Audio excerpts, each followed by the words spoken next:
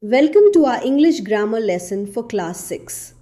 In this session, we'll focus on verbs, what they do, how they work, and how to recognize different kinds so you can use them with confidence.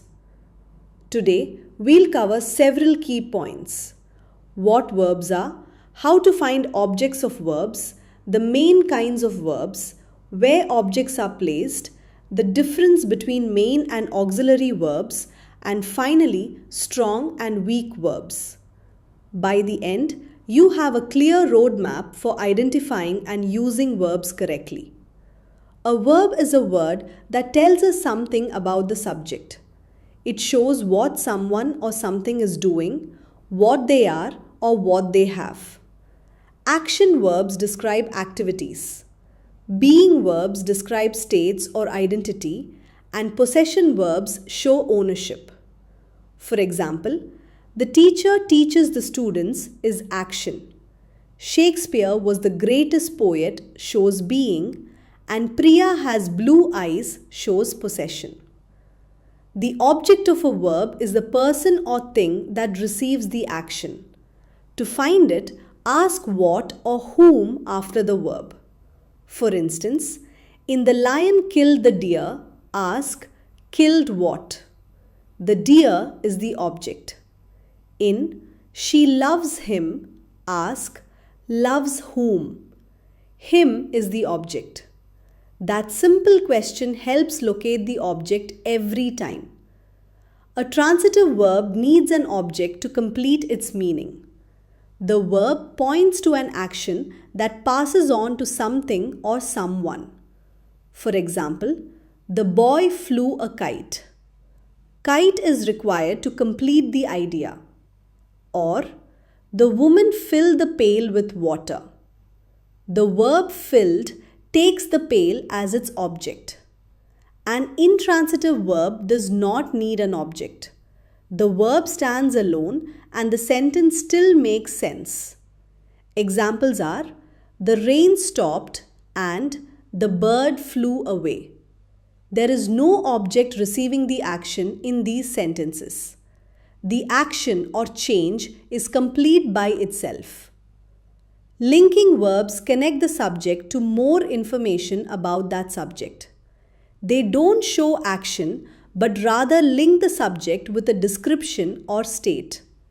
For example, this river is quite shallow, or you appear happy today. In both cases, the verb links the subject to an adjective or complement that describes a state of being. We often deal with direct and indirect objects together. The direct object is the thing that answers what, the immediate receiver of the action.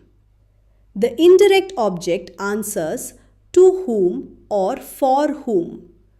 For example, in Riya gave a book to Ankita, the book is the direct object and Ankita is the indirect object. Asking those two questions makes their roles clear. Object placement can change how a sentence reads.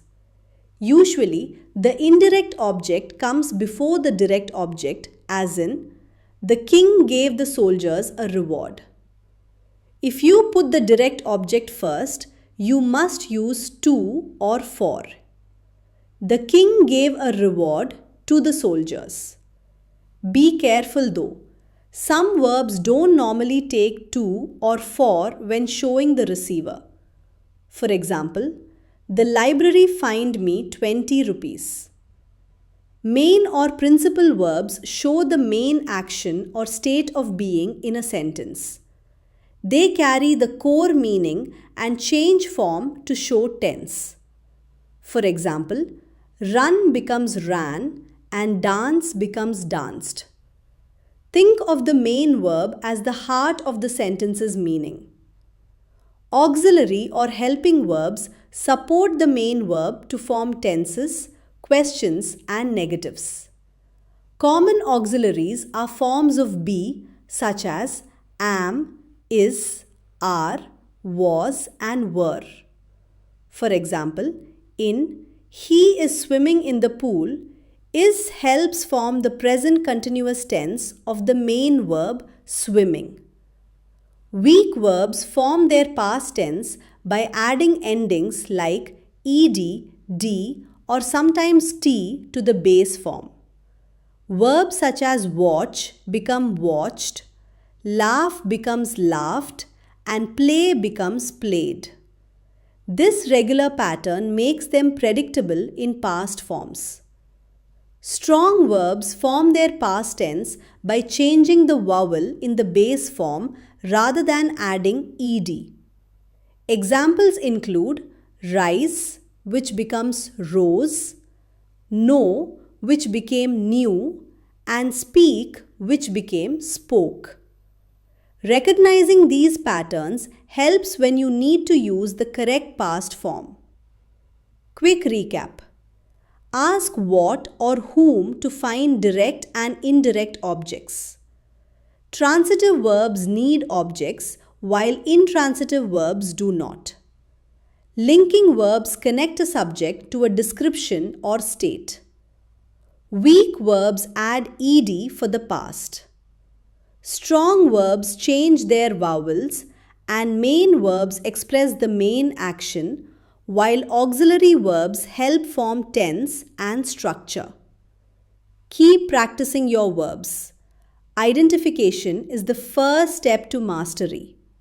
The more you spot these forms in sentences, the more natural using them will become. Thank you, and keep practicing regularly to build confidence.